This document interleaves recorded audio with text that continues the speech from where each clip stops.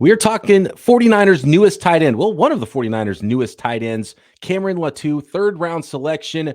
Scouting report, strengths, weaknesses. How does he fit in with the 2023 San Francisco 49ers as a rookie and beyond? On today's episode of Locked On 49ers. You are Locked On 49ers, your daily San Francisco 49ers podcast, part of the Locked On Podcast Network, your team every day.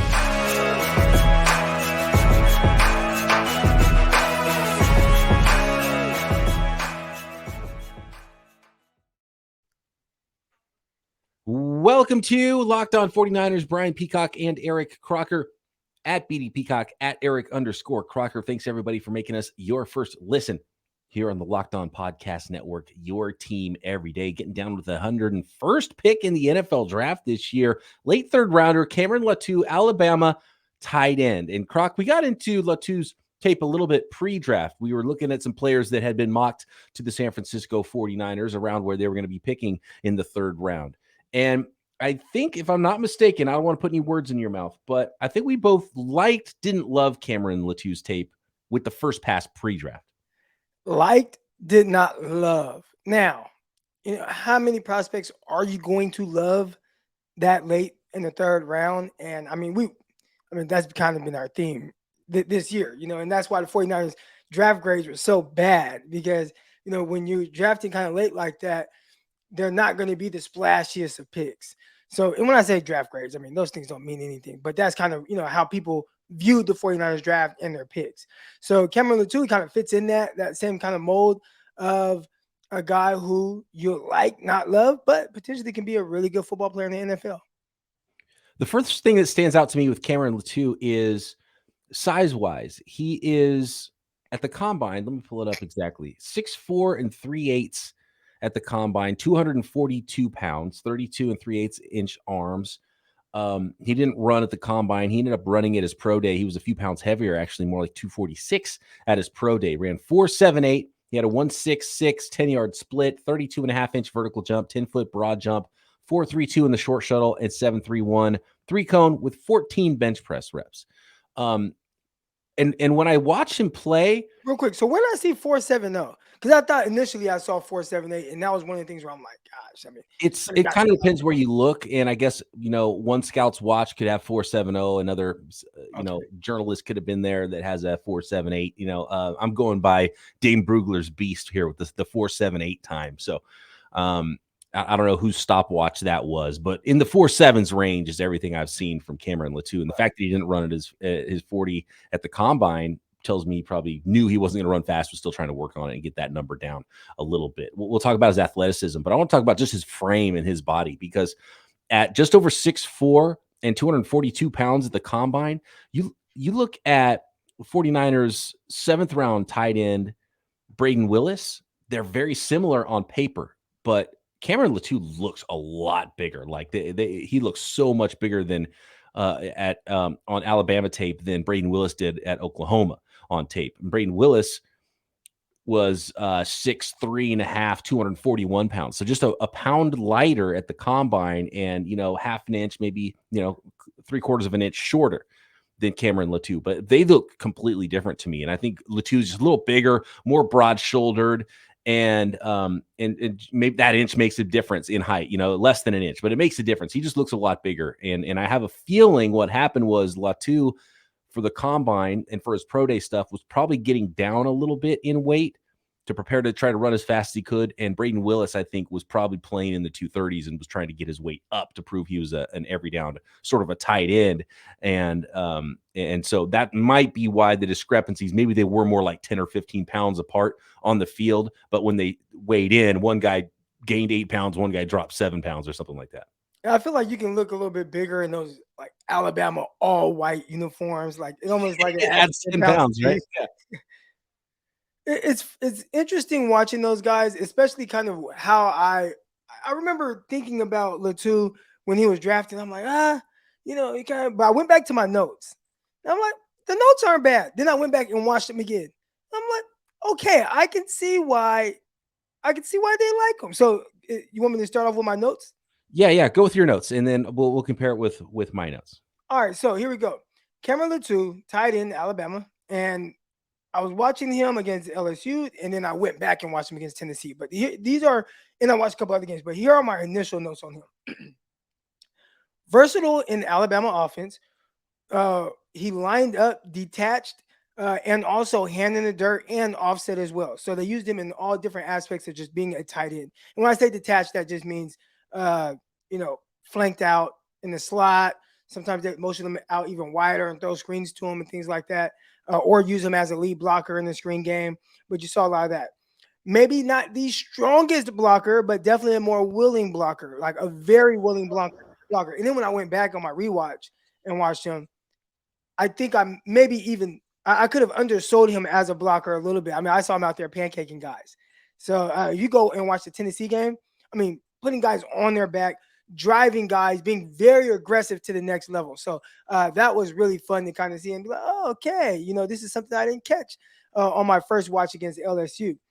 Nuanced route runner versus man. So versus man, I felt like he knew how to separate, understood soft spots and zones. We talked about that with some of the other receivers. I think it was maybe Bill. Maybe we were talking about him kind of settling in kind of soft spots and zones. It felt like he had a good feel for that and was on the same page with his quarterback, Bryce Young. Attached to second level blocker. So he'd get through and get to reach the like linebackers at the second level and be a really good blocker at that level. Pancake block at the second level. I noted that. And when he opens up, he can run. He has a nice stride, which is interesting. Again, these are my notes before any, knowing about any combine or anything like that. But I said, hey, when he opens up, it looks good. It looks like this guy can run. So didn't run extremely well, but this might be one of those things where, a lot of people have been tagging me on certain things with GPS and things like that. But just as a runner, he's able to move a little faster. Kind of reminds me of maybe a Juwan Jennings, a guy who, 4.72, but I thought he just kind of played fast in route and reached maybe his top speed right away. So it just looked like he was playing faster. And I think Latu, when he kind of opens up that stride, it kind of looks like that as well. He's not going to run away from guys like young George Kittle against Denver Broncos or the LA Chargers, but he can open up and have nice little yards after catch. Yeah, there's definitely a lack of explosion to his game, and whether it's running routes or running after the catch. I didn't see him for his size, and he's got pretty decent size and seems like a strong guy, but actually only 14 bench press reps, a little bit surprising at the combine for how big he is, former defensive lineman. I think Bill did that same amount. I think Yeah, wide receiver is doing the same amount of bench press reps as you. You got to get your weight up some. My buddy Malik, shout out to my guy Malik, he posted a video today of him, and he warmed up with 225 and hit 14 reps. So that's grown man strength. That's dad strength right there. Well, I mean, he's 215 pounds, and just dad. That's so Latu needs to go have a son is what needs or a daughter, right? Needs to go have some kids, get that weight up, get that strength up. The thing that really jumped out with me with Latu the first time I watched him and then going back and watching him again after the 49ers drafted him is smooth. And that was my favorite thing about him. He's just smooth in all of his movements that he does. And maybe that's why he might play a little quicker. I still don't think he's super explosive, and he didn't wow me as a player. It's like, oh, this guy's a future, like big time tight end in the NFL. We'll see what he becomes. But he's just really smooth and does have pretty pure hands. So I like that. I like that he will be able to make plays on the ball. He can move around the field with relative ease. He's not explosive. He's not explosively going to go in the air. He's not explosive as a route runner, not explosive after the catch, but he does have some athleticism, and it's smooth athleticism. It's, by the way, so I've got the numbers on his inline versus detached. He was inline blocker 45% of his snaps last year, and detached the other 55% of the time. That's pretty good. I think that's a good split. And 80% of his catches last year, the past two seasons, he became a starter in 2021. He's a fifth-year senior. He started the last 2 years there, didn't have any stats in the first 3 years after transitioning to tight end from defensive line his freshman year. 80% of his receptions from Bryce Young resulted in a first down or a touchdown. So he wasn't thrown at that much, but when he did, he moved the chains or scored touchdowns. Nice. Who was I watching? The kid from ECU. Winstead. I said Winstead. I always feel like when I hear that number of first down or a touchdown, it's like, well, most guys average more than 10 yards per reception, so I can see that. But I watched Winstead, and they were like a lot of 5 yard route, get tackled, 6 yard route, get tackled, 5 yard route, get tackled. Like they just weren't really going for first downs. So then, I hear that, and I'm like, okay, that's kind of better than a lot of what I saw from, just Winstead in the sense of first down or touchdown. It's interesting that you brought up the Tennessee tape, Croc, because I want to talk about that next, because Adam Peters referenced the Tennessee tape as well. He was actually in the house in person, and that might have had an impact on why Cameron Latu ended up a San Francisco 49er. And some Skyline Report notes from former 49ers GM Scot McCloughan, as well as relayed from Matt Barrows, coming up next. Today's episode of Locked On 49ers is brought to you by Built Bar. Oh, I love me some Built Bar. Got all kinds of flavors going on at Built.com. The peanut butter puff, the cookie dough chunk puff, of course, all of the classics as well. And if you're looking for that delicious snack, but you don't want all the sugar and calories, then you got to try Built Bar, the best tasting protein bar ever. Don't know how they do it. Unbelievable flavors, churro, peanut butter brownie, and cookies and cream. Yet most Built Bars have only 130 calories and only 4 grams of sugar with a whopping 17 grams of protein. And most Built Bars are covered in 100% real chocolate. It really sets it off when you reach for a Built Bar. You really feel like you got a snack, and it holds you over with that protein as well and helps you hit the macros you're looking for, because, of course, you're looking for low calorie and low sugar and high protein in your diet. And not only can you find all of the flavors and varieties at Built.com, you can find them at your local Walmart and Sam's Club as well. Go to Walmart. 4-bar boxes in the pharmacy section, cookies and cream bar, double chocolate bar, coconut puff at Walmart, or at Sam's Club, you can find the big 13-bar boxes of hit flavors like brownie batter puff and churro puff. And then, of course, you can thank us later and find everything you need at Built.com. Okay, Croc, you referenced that Tennessee tape, and there is some pancakes on his film, and it takes a while to see it. You got to watch multiple games, because I watched the games like, I don't know about him as a blocker. It was kind of just all right, whatever. And then there's some other plays where he does pancake guys. I think it was it the Tennessee game where he destroys somebody? It might have been a linebacker who's trying to come off the edge in the goal line. Did you see that play? I didn't see that, but I just saw him. I felt like with him blocking guys, there were about 4 guys that ended up on the ground. Yeah. So it was really hit or miss, because at times I didn't see that in him. And then sometimes he was trying to bully guys. And so I didn't see him at all as a power blocker in the couple other games I watched previously. Yeah. So that's really interesting. And that Tennessee game, Adam Peters referenced, because Adam Peters, when the 49ers are on the road, he likes to use those opportunities to go scout local colleges as well. And so Adam Peters was in the building in person when Alabama played against Tennessee on one of those East Coast trips.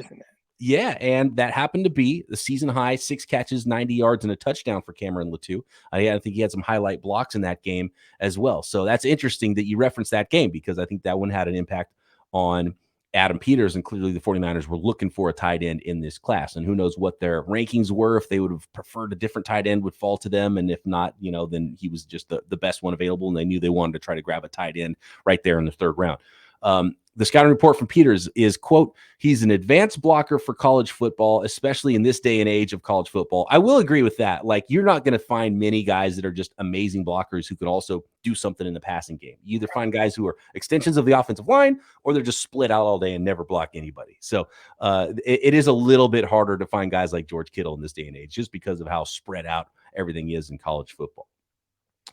Peters goes on to say he's really competitive, good athlete. So when you have all those things together, that usually makes for a good blocker moving forward. So it sounds like he's kind of sold, but not really sold on the blocker thing. He's kind of projecting it as well. He said he's got the right mindset, and I think that might be part of his defensive mindset. He's a really physical player. So there's some projection there with Latu. I don't know if the athletic projection is so that he's, like, oh, this guy's a future starter. You're going to have 2 starting tight ends with Kittle and Latu. We'll see what he ends up being. But he, it was a long time ago. It was 2018 or whatever when he transferred, or when he transitioned to tight end. So it's not like something he just did this last 2 years even. So, well, I don't know how much more there is with Latu, but he is smooth. He's got some natural hands and he's got some size. And, depending on which game you watch, he might be pancaking guys. So I do like that about Latu. And I think he will clearly have a path to being the second tight end as long as everything, scheme wise is matching up with him. He's just got more ability than the other 49ers tight ends on the roster, who, by the way, they just signed Troy Fumagalli again, who didn't really make the team last year, but he was in camp. And so it looks like Troy Fumagalli will be in camp again with the San Francisco 49ers. I think as a route runner, Latu can kind of really help himself at the top of route, like just learning how to be a little bit more, I don't want to say shifty, but he's kind of one speed, right? Yeah, it's just like and then okay, I can make this catch, and I want to see him just give somebody a little at the top, and I say that because if I'm running the route, like that's what you got to you got to even make that noise live. I want to hear your route. Yeah, so I would like to see him have a little bit more of that at the top of routes, and that's definitely something you can work on. I would guess if he worked with George Kittle in the offseason. George Kittle works on a lot of that with the big grunter too. Holt. Is that Holt? Jay Holt? Jay Holt. I think that's his name that George Kittle trains with a lot. And he's kind of a receiver guy, and Kittle and a few other tight ends work with him faithfully. He might just be out there in that Tennessee area. That's another note that Latu has been at a tight end U before. So he's already worked out with George Kittle before. That was one of the notes on but I mean there's like 100 tight ends there. I'm talking about like George Kittle and a couple other guys. Like hanging out. Have you seen Kittle's facility? At his house? At his house? Yeah. Oh, that looks nice. I mean, look, it's no Frontline Sports facility in Monticello, Arkansas, but it's nice. Yeah. His was a barn, and he turned his barn into full-on gym. My buddy Lavelle Hawkins just bought this like $1 million house in Stockton. And he has like sweet gym in his backyard. So I'm excited to kind of, when I go hang out with him, do that. But anyways, working on the top of his route, I really feel like that's where he can improve because he has a niche for everything else. And think of a guy like Travis Kelce. Now, again, here I go again, comparing somebody to like the best. But I say Kelce because I know our followers know exactly what that looks like. That's nothing, Croc. I want to get to McCloughan's comments in a second, but okay. Yeah. So real quick, Travis Kelce, a big strength of his is just freeing himself up at the top of routes. And I've seen George Kittle do it, and there's a lot of other guys, but I know all of our followers, I could throw out a random tight end. They might not know who that is, but they know who the heck Travis Kelce is. So you can visualize it. I'm not trying to compare the guys. Okay. I'm not trying to compare them, but you can visualize what that looks like and just working on freeing himself up at the top of routes, taking a page out of Travis Kelce's book, taking a page out of George Kittle's book. I think that could really help him.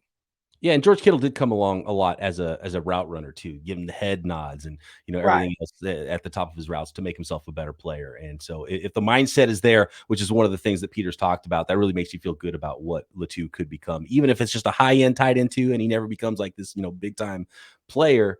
You would hope for more potentially as a third round pick, but if he's a do-it-all tight end, every down type of player that can flex out, that can do everything the 49ers need in their passing and running game, then he's going to be a really good player for the 49ers. I have a feeling he's going to be nice for the 49ers for sure. By the way, Travis, so I went back last week sometime after the draft just to be like, you know what, Travis Kelce like really not that good of an athlete, and so maybe I'm kind of overrating what I'm expecting from a third round tight end athletically. Travis Kelce was ridiculous. Like his testing numbers were great. He was bigger than I thought, 6'5", 255, like 255, I think. Like really, I was surprised. I was like, whoa, his combine numbers looked much better than I thought for a guy who, by the way, went in the third round. Well, he had something going on. I think at some point like got kicked off the team in Cincinnati. Yeah. He had Zach Kelce blood in him. Yeah, there was some stuff going on there where he wasn't just the cleanest of prospects. I don't think he blazed a 40. He was like 4.6 or something like that. But it was pretty impressive athletic testing numbers, more so than I would remember. 4.6 is I mean, now it's fast for there's a wide range 255. because there's people that's like, oh, this guy ran 4.5. Like, he ran 4.59. I mean, it's kind of close, a lot closer to 4.60 than It's still 4.5. 4.5, baby. Croc, a fellow 4.5 guy. I am. And we'll just say 4.5. Man, if you could have got that 4.49 though, then you could always say forever you were a 4.4 guy. So I ran in the 4.4s one time, but I kind of cheated. Like in Modesto Junior College, when they timed us on our 40s, you actually ran against somebody. So racing someone, you kind of just talk about that game speed, right? That football speed. It just that extra gear that you feel like you need to kick in. I was able to do that. So I ran in the 4.4s there, but I mean, I'm not. And you left early too. I'm not a 4.4 because you're a cheating DB. I probably did. So Scot McCloughan, McCloughan, you ain't trying. That's what a wise man once told me. oh, of course. He was talking about our grades in the classroom. So he was like, hey, y'all need to cheat. That's great advice, dude. Just come back with a C. That's all I want. Cheat if you got to.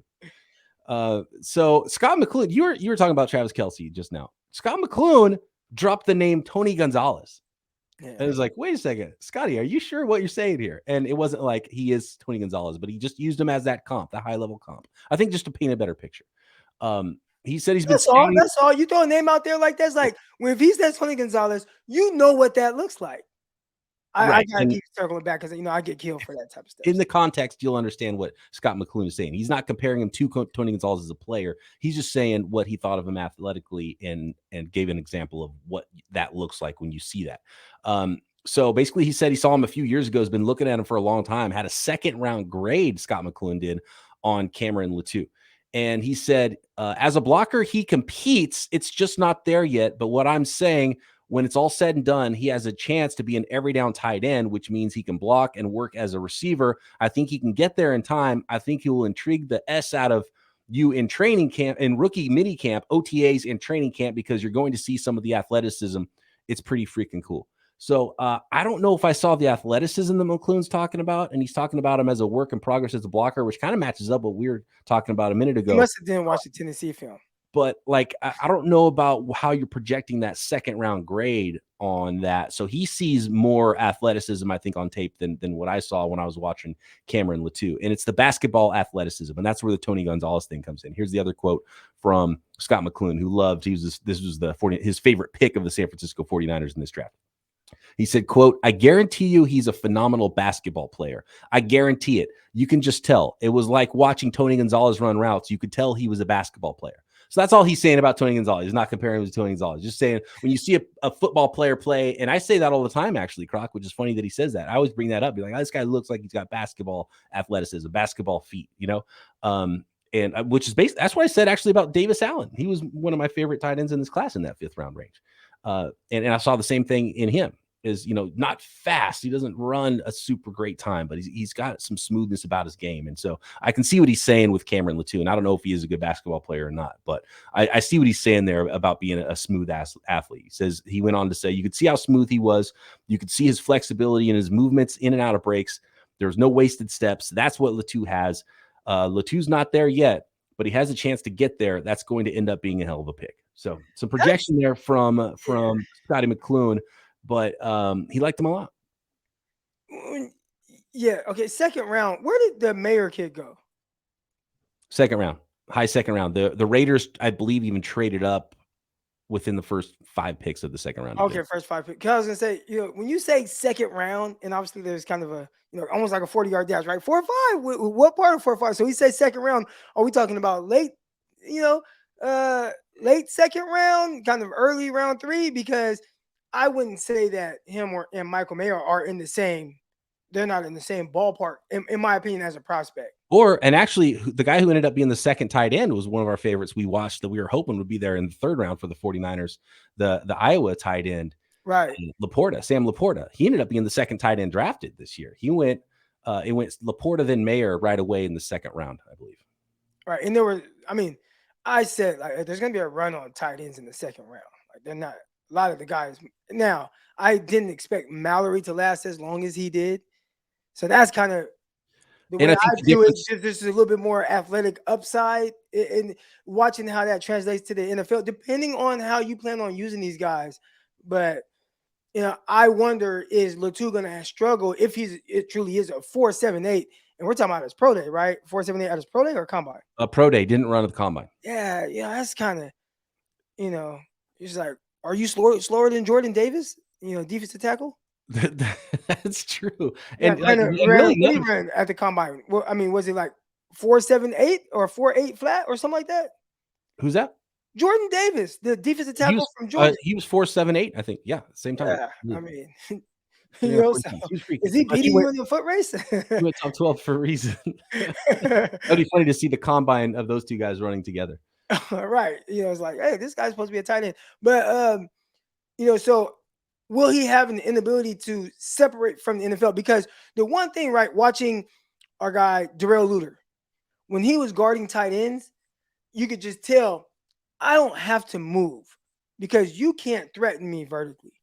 Right. So he would sit off at 5, 6, 7 yards or whatever and just squat. And that's difficult if somebody threatens you. So he's not doing that to Evan Ingram, when he's coming out. He's not doing that probably even to George Kittle, because George Kittle is going to throw you out and run by you. Right. But it's like, you know what? Some of these tight ends, I don't have to be in a rush to get out. And if he's doing that to guys in college, at the NFL level, there's, everybody is good. Right. In a sense. So, and that was one thing I noticed when I got to the league, because I'm thinking like, man, everybody's supposed to be great. Like, there's not a whole lot of separation between guys. So, is Latu going to be able to just separate from these guys if he can't threaten them at all with speed? Because you are a 4.78 guy, hand time.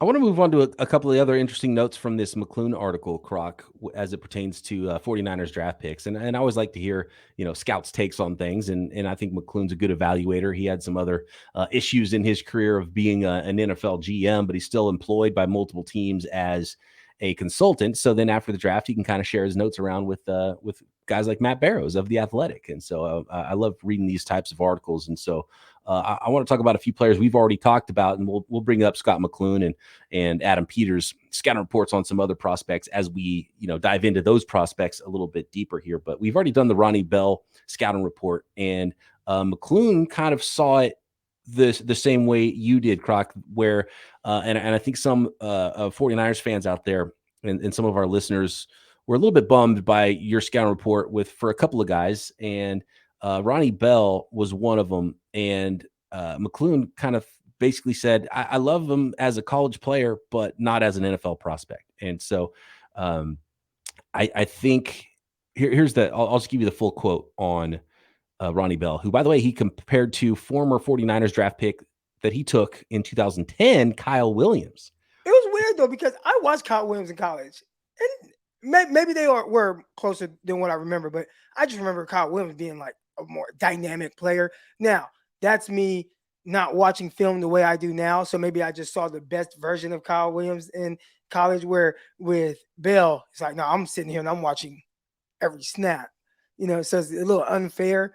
But I remember Kyle Williams at Arizona State, and I was like, I mean, he was nice. Well, it's funny because he compares him to Kyle Williams, I guess, from a draft grade, because then when he goes back, he kind of talks about how they're not that similar anyway, because he says Kyle Williams was a much better athlete, much quicker, much faster. Okay. But this guy plays bigger, which is important in the NFL for lack of speed. You have to play big. So, yeah, I don't know. He says it's speed really is the thing he didn't like about Ronnie Bell. And by the way, if you don't remember, Ronnie Bell ran a 4.54 at 191 pounds. But okay, you can say the speed, right? But there are guys in the NFL that excel at, that run a 4.54, and a lot of guys. A ton of Hall of Famers that run 4. In fact, if I was building a perfect wide receiver, the best ones are running either high 4.4s or low 4.5s. So between 4.45 and 4.54, like that's the sweet spot for most of the best wide receivers in NFL history, really. So his bigger issue is he doesn't utilize the threat of his speed at whatever that is. And that's why when you have guys just not in a panic or in a worry when they're guarding you from off coverage, whatever you're doing it's not working. So Now you can learn how to do that. And if he learns how to do that, then awesome. But that's the guys, oh gosh, it's so hard to not throw out certain names that they'll get a picture. So I'm not even going to do that. But even like a Kendrick Bourne. All right, there we go, Kendrick Bourne. Kendrick he was twitched up and he just knew how to figure out, like, I'm going to get myself open on this play. Kendrick Bourne did a terrific job of that. And then he was so good at the catch point, like consistently. And he was able to high point balls. I mean, one of the first times we watched Kendrick Bourne was preseason game against Kansas City Chiefs. And, he jumps over somebody for a 2-point conversion, like, and just snatches the ball out the air, right? Like, Kendrick could do that, and he ended up really being probably the 49ers' best goal line receiver or red zone receiver during his time with the Niners, even better than George Kittle. Yeah, he's just good in small areas and could pluck the ball out of the air and it could get open in quick spaces. Yeah, but even outside of that, like, the reason why he was able to, beat Jalen Ramsey on a slant is because, hey, I can play quick and fast in this short to intermediate range and get open and catch the ball. And with Ronnie Bell and, you got McCloughan saying, oh, speed's the issue. And it's just like, he doesn't know how to play at a high controlled speed to be able to utilize the threat of whatever it is that he has. And that's the bigger issue. 4.54 isn't slow. Oh, not at all. Slow if you don't know how to threat. It's not a problematic speed to be an NFL receiver. Right. McCloughan did go on to say, was it worth a shot that late in the draft? Hell yeah. So he was okay with him being a 7th round pick, but is not excited about his NFL prospects. And maybe the third to last pick. And I mean, so essentially we're talking about kind of very end of the draft. And these guys are going to have a tough time. And to be honest with you, undrafted free agents make a bigger impact in the NFL as a whole than 7th rounders. One, because there's a lot more of them. So, you can't expect too much from 7th rounders. And that's why you bring in a bunch of undrafted free agents and they got a battle. And we've seen it now as the Niners roster gets better and better. You're a 6th, 7th round pick. That you're not guaranteed a spot at all. The 49ers. There's another reason too. Cut one of their 6th round picks last year. Do you know what the other reason is?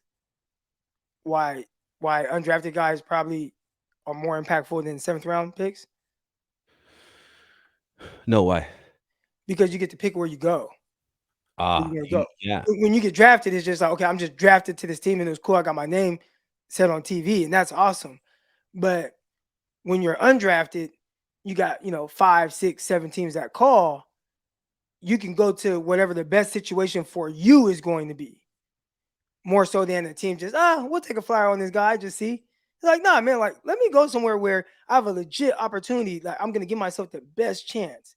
And that's why I think undrafted guys that are priority signings have more of a chance to do something than maybe a 7th round pick. Exactly, which is why it was such an easier path for someone like Kendrick Bourne to be an undrafted free agent in 2018 with the San Francisco 49ers than it is to be a 7th round pick now for the 49ers. Right. Correct.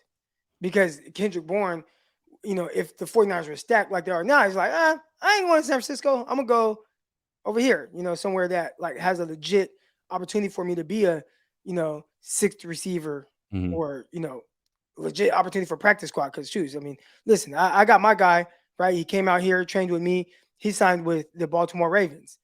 And, his dad's like, man, like, we just need to get him on that practice squad. Like, you just want any type of like opportunity. It's not even all about making the 53 man. So you just want any type of opportunity to stick.